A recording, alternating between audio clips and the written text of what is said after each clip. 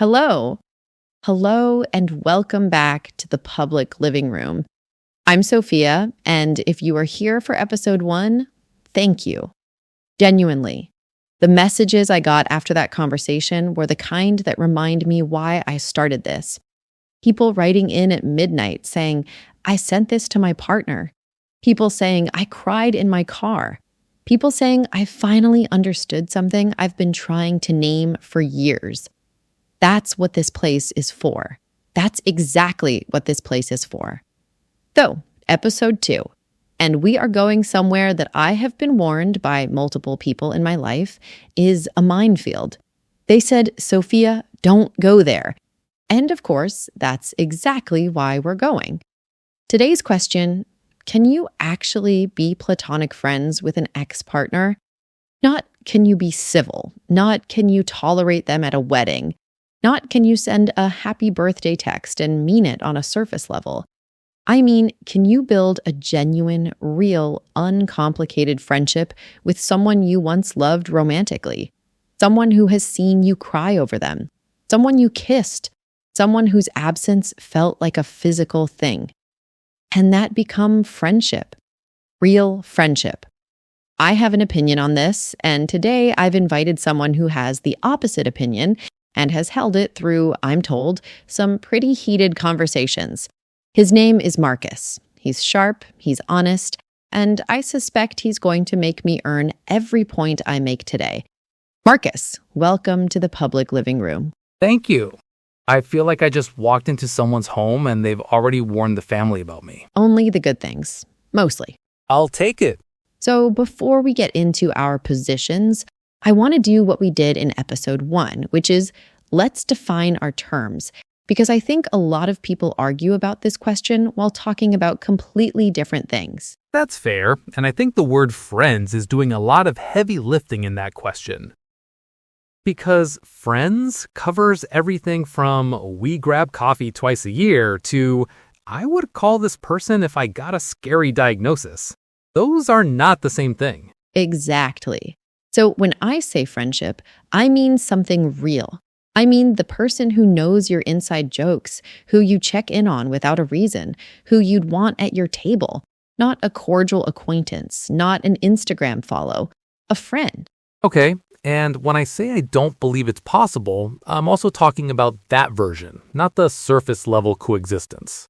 Right. I have no argument with being civil, being warm, even being fond of someone you once dated. My argument is about that deeper thing, the friend-shaped thing. I don't think you can actually get there. Not cleanly, not without cost.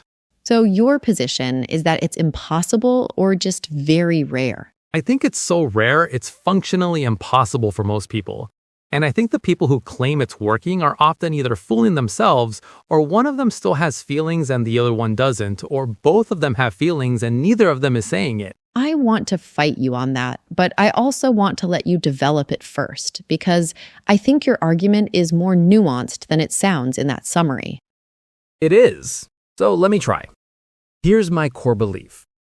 When you are in a romantic relationship with someone, a real one, not a situationship, not a 2-week thing, but a real relationship where you build something together.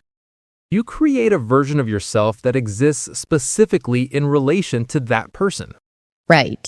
You have inside jokes that belong to the relationship. You have memories that are soaked in intimacy. You have a way of looking at them that is different from how you look at your other friends. And here's the thing. That version of you doesn't just dissolve when the relationship ends. It goes somewhere. It becomes a ghost. A ghost. A ghost. And when you try to be friends afterward, you are both trying to build a new relationship, a platonic one, while these ghosts are in the room. Every interaction is haunted. We used to hold hands in this restaurant. I remember when they said this thing to me at 3 a.m.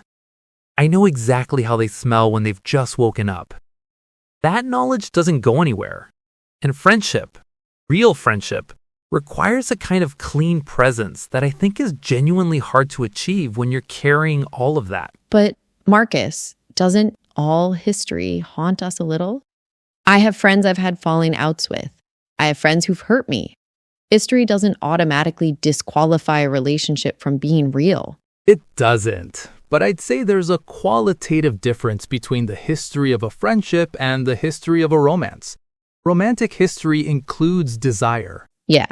And desire, even old desire, doesn't always stay buried.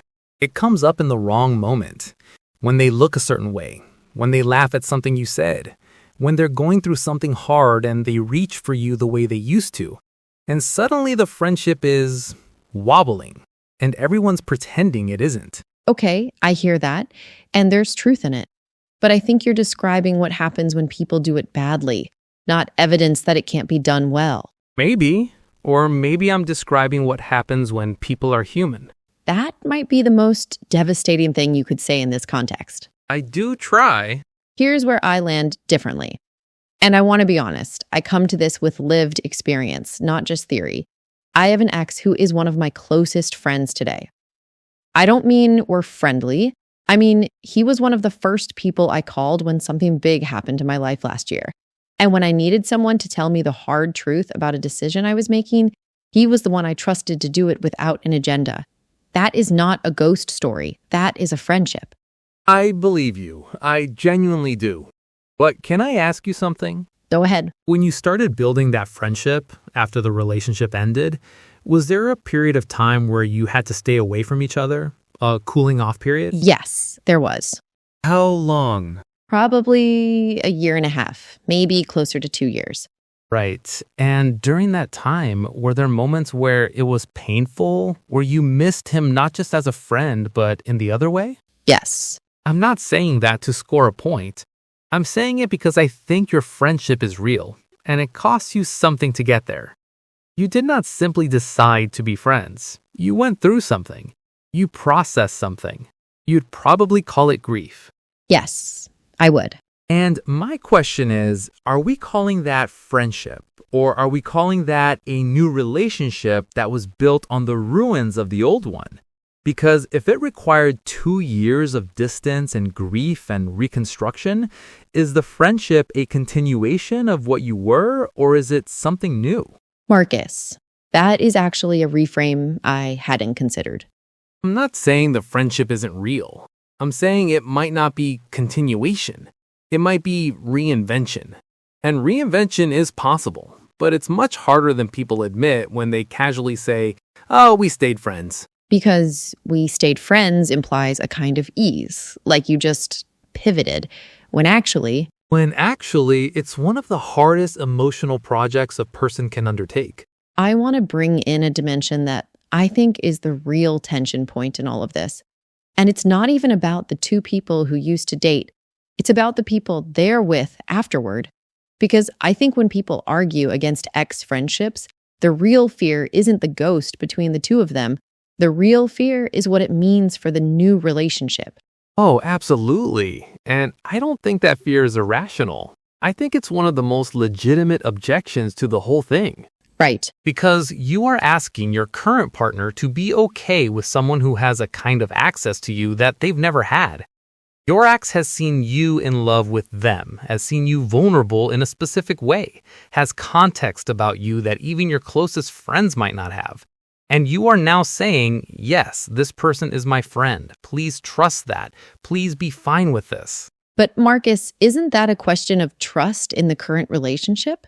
Shouldn't the security come from the relationship you're in now, not from policing connections from the past? Ideally, yes. In practice, it's complicated. Because I think there's a difference between insecurity and discernment. That's true. Not everyone who has a problem with their partner's ex-friendship is being irrational or possessive. Some of them are reading the room correctly. Some of them are noticing things that the two people involved are not admitting to themselves. That's a fair point. But it cuts both ways, doesn't it?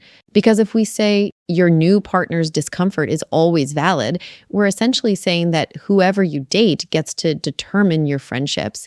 And I don't think that's healthy either. No, you're right. I'm not saying their comfort should override everything. I'm saying their discomfort might be telling you something worth listening to. About the friendship, about yourself, about whether the friendship is actually as resolved as you think it is. And what if you look and you still believe the friendship is clean? Then I think you hold it. With honesty, with transparency, with the willingness to have uncomfortable conversations. But I think you hold it knowing it will take work from everyone, not just from you, from your ex, from your current partner. It's not a simple thing you get to have without cost to anyone around you. I think that's actually something we agree on. Nothing about this is cost-free. Can I go somewhere a little darker for a second? This is the public living room. Darker is welcome. Sometimes I think the reason people fight so hard to stay friends with an ex isn't because the friendship is the right thing. It's because letting go of the friendship feels too much like fully letting go. Oh, Like, if you can keep them in your life in this reduced capacity, you don't have to actually mourn the relationship. The friendship becomes a hedge against grief, oh, that's uncomfortable. isn't it? Because we don't like to admit that sometimes I want to be friends actually means I'm not ready to lose you entirely, which is completely human. But it's not really about friendship. It's about not grieving. And the problem is, you can't build a healthy friendship on top of unprocessed grief. The friendship is just the grief wearing a different outfit. And I think this is actually the most important thing you've said, because I've seen this. I've done this. I have started friendships with people I wasn't done with and called it maturity, and it was actually just delay. It was keeping a door cracked open because I didn't have the courage to close it all the way. And in that state, are you being a good friend? Or are you using the format of friendship to meet a need that friendship was never designed to meet? You're using it. You're absolutely using it. And I think the person on the other end feels that, even if they can't name it. They feel it as something being slightly off, like the friendship has an undercurrent, a weight, and they can't tell if it's coming from them or from you, but it's there. So how do you know which one it is for yourself? I think you ask yourself, if I found out they were truly, completely happy with someone else, someone new, what do I feel? If the honest answer is relief for them, then maybe the friendship is clean. If the honest answer is anything complicated, even a little complicated, then maybe you're not where you think you are yet. That's a really good test. That's a really, really good test. And it's also a test that requires radical honesty with yourself, which is historically not our greatest collective skill.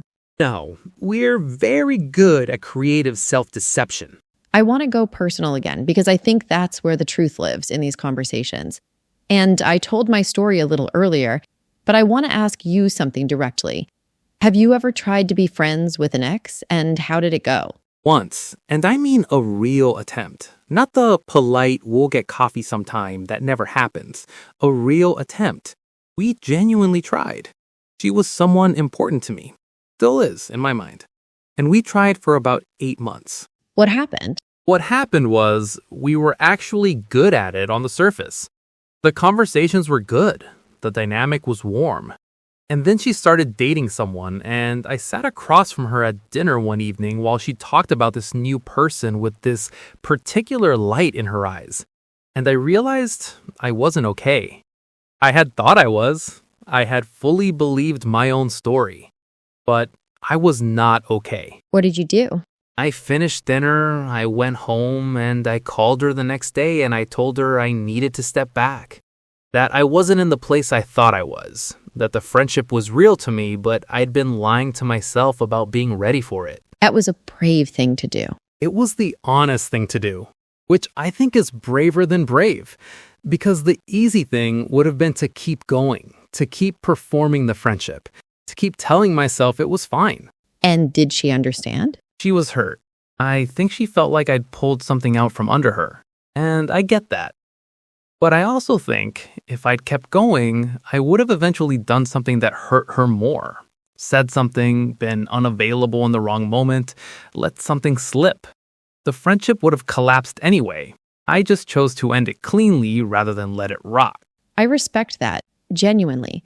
And I think it actually speaks to something we haven't named yet, which is the friendship requires ongoing self-monitoring.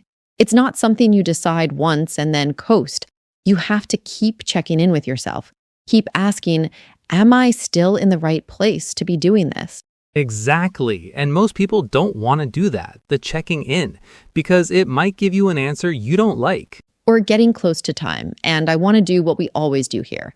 I want to find where we actually meet, because I don't think we're as far apart as we started. I think you're right. My position isn't that friendship with an ex is never real. It's that it's never simple, and it's never free. And too many people treat it like it's a casual option when it's actually one of the more demanding emotional undertakings you can attempt. And my position isn't that everyone should stay friends with every ex. It's that the possibility is real. If you do the grief, if you do the honesty, if you give it enough time, if you keep checking, if the people in your current life can be part of the conversation rather than shut out of it. So we both agree it requires grief. Full grief, not partial, not hedged grief, the real thing. We both agree. It requires radical honesty with yourself about where you actually are. Not where you'd like to be. Not where you think you should be. Where you are. And we probably agree that the version most people attempt, the fast version, the we're so mature, we're friends now version that starts 3 weeks after the breakup, That one almost never works.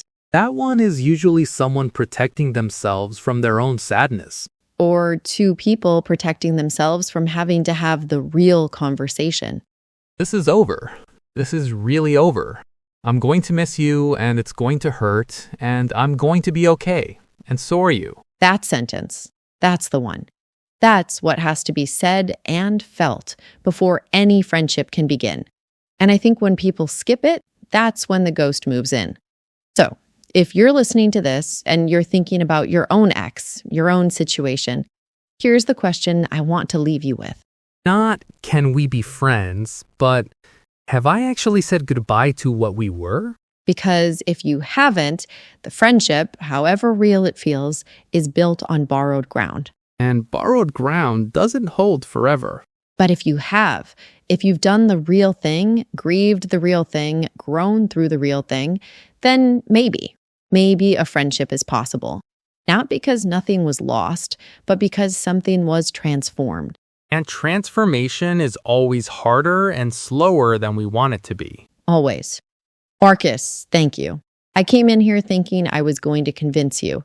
I didn't, and somehow that's the best possible outcome. You made me think harder than I expected to, which is the highest compliment I give. That's what this room is for.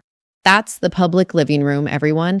Episode 2. We are going to keep going to the places that feel too risky to go to, and we are going to sit there together until something becomes clear.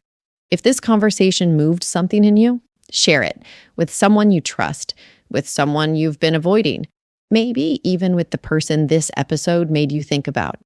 We'll see you next time. See you next time.